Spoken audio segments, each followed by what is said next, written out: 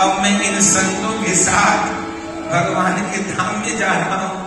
बेटा, ये भक्तमाल की इतनी महिमा है। मैंने जीवन भर केवल पाप कर्म किए, कोई भजन नहीं किया, साधना नहीं की, लेकिन ये भक्तमाल मुझे पार कर रही है। आहा, महात्म्य लिखा है कि उस दिन से उस घर में नियम हो गया कि जिसका भी शरीर छूटे उसके हृदय के ऊपर भक्तमाल जी की पोथी पधराई। उस सेठ को सदगति प्राप्त हुई, तब उनके पुत्र वृंदावन आए।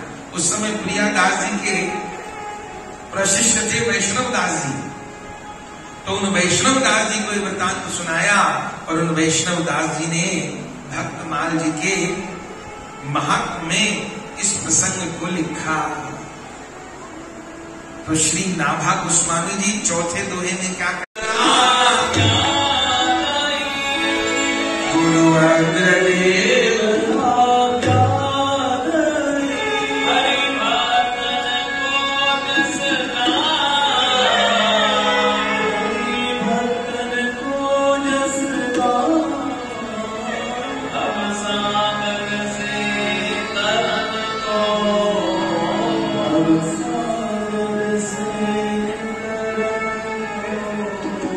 नाहिन और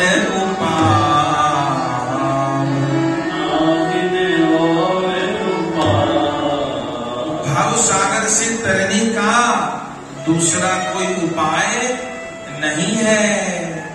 भक्त चरित्र ही वह उपाय है। एक दूसरे महात्मा की कथा। प्रियादास जी महाराज के एक मित्र थे, उनका नाम था गोवर्धन दास जी। वो भक्तमाल की कथा कहते थे। एक बार राजस्थान में सांभर की झील एक स्थान है, वहां कथा कहने जा रहे थे। रास्ते में जयपुर के गोविंद देव जी पड़े। तो गोविंद देव जी के पुजारी थे, उनका नाम था राधा रमन दास जी। वो जानते थे कि भक्तमाली है, भक्तमाल की कथा कहते हैं। तो उनको कहा कि आप थोड़े दिन हमारे गोविंद देव जी को भी भक्तमाल सुना दो। उन्होंने कहा ठीक है। तो गोविंद जी के मंदिर में वो गोवर्धन दास भक्तमाली जी भक्तमाल की कथा कहने लगे। महीना 2 महीना कथा कही। फिर आगे जहां उनको जाना था वहां गए, कथा कहे। लौट के फिर आए तो फिर जयपुर रुके।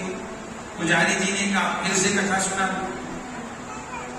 तो जब दोबारा कथा कहने बैठे कई महीने बाद, तो उन्होंने श्रोताओं से पूछ लिया कि बताओ, जब मैं अभी 3 महीने पहले आया था तो मैंने कहां तक की कथा सुनाई थी, वहां से आगे की कथा सुना। भाई आप श्रोता थे, आपने सुना तो आपको याद तो होगा कल क्या सुनाया था, कहां तक की कथा सुनाई थी, वहां से आगे भी सुना। लेकिन श्रोता तो श्रोता ही महाराज, कोई न बता पाया कि कहां तक की कथा सुनाई थी। अब गोवर्धन दास जी इस बात पर बहुत नाराज हो गए। उन्होंने कहा हमको ऐसे श्रोताओं को कथा सुनानी नहीं जिन्हें ये याद नहीं कि कल को क्या सुनाया था, जिन्हें इतना भी याद नहीं कि कल क्या सुनाया गया था। ऐसे को कथा सुनाने से क्या होगा, तो हमें नहीं सुनानी कथा। अब वो नाराज होकर जाने लगे। जैसे मंदिर से जाने लग गए, उसी समय क्या हुआ, बोले मंदिर के ठाकुर गोविंद देव जी बोल पड़े, अरे गोवर्धन दास जी रुक जाओ।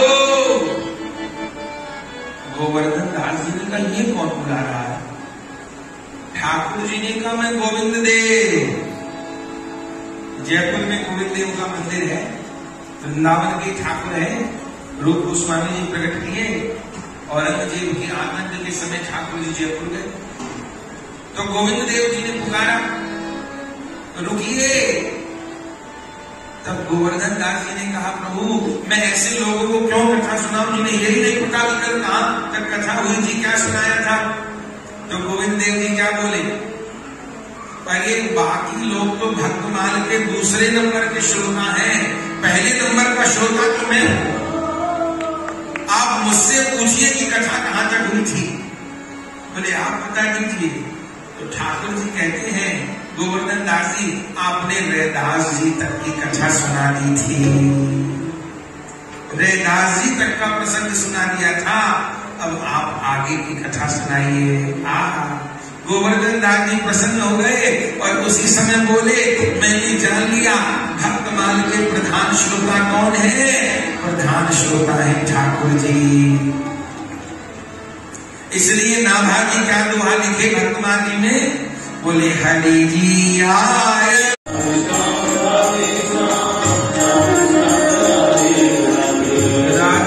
भक्तमाल जी के मुख्य श्रोता इस प्रकार, इस कथा के पश्चात हमको बताया महाराज जी ने, ठाकुर जी ही प्रमुख श्रोता हैं। जैसे रामायण जी के मुख्य श्रोता हनुमान जी हैं, उसी प्रकार भक्तमाल जी के मुख्य श्रोता ठाकुर जी ही हैं।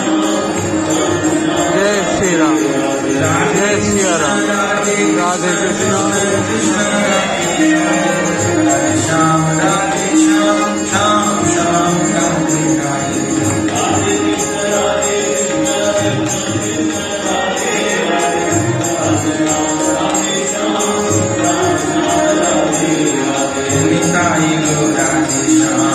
Hare Krishna, Hare Rama, Hare Rama, Hare Rama.